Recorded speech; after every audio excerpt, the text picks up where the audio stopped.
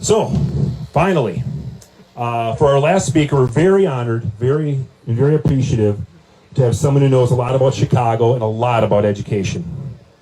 Please welcome former CEO of Chicago Public Schools, Budget Director of the City of Chicago, and Chicago mayoral candidate, Mr. Paul Vallas.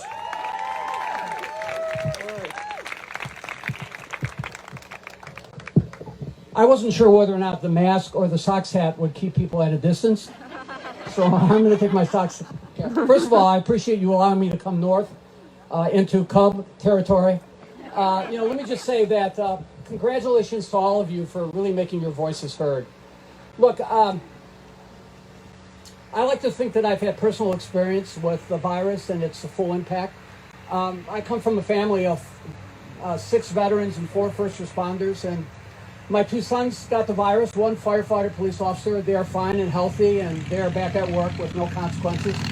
On the other hand, my 2 administrative assistants who worked with me in New Orleans after Katrina rebuilding the schools, who are closer to my age, and one had pre-existing condition, one passed away, and the other one was seriously had health complications, but she's fine now. So, I'm not in any way minimizing the impact. But the bottom line is the data is pretty clear that young people are not adversely impacted. You've seen the statistics about more people are dying from other respiratory illnesses than obviously the virus, although one child's death is one death too many. But at the end of the day, and the younger the children are less likely to be contagious. The closing of schools has simply defied logic. It has certainly defied the talent. I always said that if you're going to establish the type of health safety initiatives that are going to make a difference, you do it through synchronized learning. There's no reason why in some of the more affluent districts, in fact, in all the districts with the amount of money that the federal government has made available, there's no reason why every classroom could not be synchronous. So if a teacher needed to teach remotely to the students in the classroom, they could do it. And if parents wanted to elect to keep their students at home, they could still attend the classroom while it was going on. I remember when I was in the National Guard and the Reserves, there was learning being done. Soldiers that were deployed in Bosnia, peacekeepers, were actually taking the captain's course synchronously at Fort Knox. So there is no reason. The technology is there to allow you to create the type of learning environment that does not even require that you do a hybrid, that you even do a hybrid model. And it is a shame. It is a shame that there's been an absence of leadership and that people haven't taken full advantage of that, because it's not like there was not time. It's not like there was not time. Now, I will tell you this. I run 4 of the largest school districts in 4 separate states, including New Orleans after Hurricane Katrina. And I'm not immune to contagious diseases either. I did relief work in Haiti, and Haiti hospitalized me 3 times. And you always know when you have a serious illness when somebody comes in and the doctor's dressed in like a hazmat suit. Fortunately, I survived. But at the end of the day, the damage that we are doing to our young people you can just multiply the impact that it's going to have on not only young people academically, but social, emotionally, and even from a nutritional standpoint. We are doing damage, and we are doing permanent damage. And I'll tell you, for the activists and the progressives out there, it is widening the gap. First of all, COVID and the quarantines, and particularly the closing of schools, has had an impact on everyone. But do not think for a second that those individuals who are dependent on schools for nutritional reasons, and in the case of many Chicago schools, to be in a safe, secure environment, that the damage there is not going to be permanent and long-lasting. If anything, the closing of schools has become an opportunity for the gangs to continue to do their recruitment. The bottom line is the damage that we're doing is long-term. I remember when I was in first grade.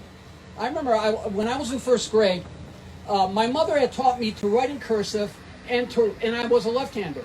But yet the school I went at refused to allow me to write in cursive and made me convert to being a right-hander. And I started as small as that. The impact that happens on a child can be multiplied. It's like the ounce of prevention, or for that matter, that 1 ounce of damage can be the type of damage social, emotionally, physically, academically, that people never recover from.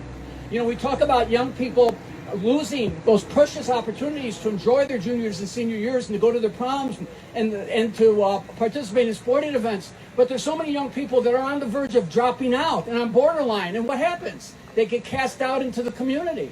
So the damage that's being done is permanent damage. And the frustration that I have with those who make decisions, or for that matter, some of the national union leadership, which essentially told the locals, if you feel that the schools are unsafe, you have our permission to threaten to strike, not to reopen. Nothing like breaking collective bargaining agreements simply because you're insisting on something that's not provided by your collective bargaining agreement. But the problem here is a teacher will live with the damage that's done for a single year, but the parents have to live with the damage that is done for decades, particularly children with special needs. Don't think first there is no substitute for live direct instruction for children with special needs. There is absolutely none. There is absolutely none. And the parents who have to struggle, with these children who have so many special needs, struggle remotely. I can imagine how parents are struggling to help their children who may not have special needs in terms of remote instruction. So the damage that's being done is absolutely incredible. And the irony of this all is, the irony is, depending on where you live in Illinois, anywhere from 55% of your property taxes to 75% of your property taxes go to schools. A quarter of the state budget goes to schools. The COVID Relief Act increased Title I spending for those districts that are dependent on it by 80%. The next bill may increase it by 500%. The bottom line is, yet there's been no teacher layoffs, yet teachers are getting paid, yet they're getting their salary increases, yet they're getting their step increases, yet they're getting their vacation time, and at the end of the day, it is now 8 months of children being held hostage, not in a secure academic environment. And I'm not picking on the teachers, I'm picking on the leadership. Thank you. So the fundamental question is, what are you going to do about it? What you're going to do about it is you need to begin to demand things. Because when you can just arbitrarily say, we're not going to go, in Kenosha, yesterday, as if they don't have enough trouble, almost 300 teachers decided just not to show up. And they immediately had to go remote. I mean, what the heck is that about? The damage that's being done. You need to get control of your schools. First of all, you need to ask the union leadership, what are you going to do to make this up? Are we going to have extended school year through the summer so those children that are struggling can receive the interventions and supports that they need so that they can get caught up? Well, why not? It's been 8 months of no online instruction while some teachers are working their butts off and most are probably working hard. Let's face it. The burden, the responsibilities, the time, the live instructional time has been significantly diminished. In the high schools, there are many teachers who teach electives or are not teaching core courses who haven't been doing that much at all. So how are we going to make that up? How are we going to buy that time back? Are we going to use all the elective hours that are not being provided because you're not teaching electives remotely to perhaps maybe give the students work study? So maybe we can give them opportunities to get work-study internships that pay, that expose them to the business community with various city agencies and various city businesses. What are we going to do to make that? What are we going to do to make that up? Are we going to finally move our school calendar beyond the Farmer's Almanac that basically says that our school year and school day should be governed by planning season and and be the shortest amount of instructional time being provided to children in the industrial world? Our 180 days, our maybe 6.5 hours of instruction. Are we going to demand that we have a longer day, longer year to help our students? So what you need to do is you need to take control of your schools. I mean, when things are shut down and things are quarantined, people begin to dictate. Now, God bless the governor, and the governor is doing his best, but are we reaching a consensus on what those guidelines are? I'm just saying, I'm trying to be polite here before I go into the negatives. But really, think about it for a second. We have people arbitrarily making decisions without input. When you have 80 to 90% of the parents in the school district wanting their kids back in school, and the school board and the superintendent decides to shut school down, Where's the input? You've got to make your voices. You have to make your voices heard. You've got to take control of your schools. You've got to take back your schools. You've got to and you cannot allow people to dictate the best interests of your kids, because the consequences of our failings in this remote instruction, and I'm all for remote instruction. You have synchronous classrooms, children who are sick, you'll never have a snow day. You'll be able to extend the instructional day because children will be able to get supplemental help remotely. You'll be able to provide for children when they're sick. There's a lot. You'll be able to expand educational choices. But remote instruction as a supplemental tool works. Remote instruction as a replacement for live instruction is a disaster. And parents will live with the consequences of that disaster, in some cases for an entire lifetime. Every day, 55 million first responders go to work. They go to work. And a lot of those first responders are police and firefighters. And a lot of those first responders are healthcare providers. So they go into the danger zones. They are exposed to this virus every day. Yet they go to work without complaining. They go to work without threatening to strike, because they know those essential jobs cannot be done remotely. Teachers are essential workers.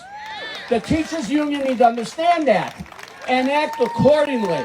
At the end of the day, our children deserve it. You deserve it. I said the other day that if the Russians, and maybe this is a Chinese conspiracy.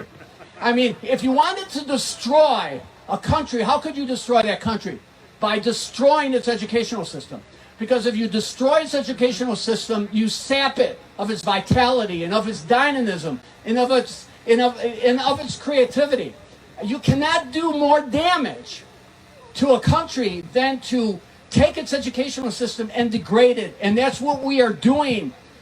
We are self-destructing, and yet we're paying for it. So God bless you all. Take control of your schools, and the best of health to all. Thank you, Paul Vallas. Awesome. That's incredible. I need to rewatch that. That was mic drop. Mic drop. Mic drop. That was a mic drop. Absolutely. Well, everyone, thank you so much for being here. What an amazing evening. And as Paul said, make your voices heard. Speak up. Send emails. Send letters. Remember, the science is behind us. And the other thing we need to do is support our other school districts. Thank you, Arlington Heights. Thank you, New Trier, for being here. There are rallies happening all weekend. Find them. Show up. Have your voices heard. There's a rally in Arlington Heights on Saturday at 12:30 at North Park School. Let's represent.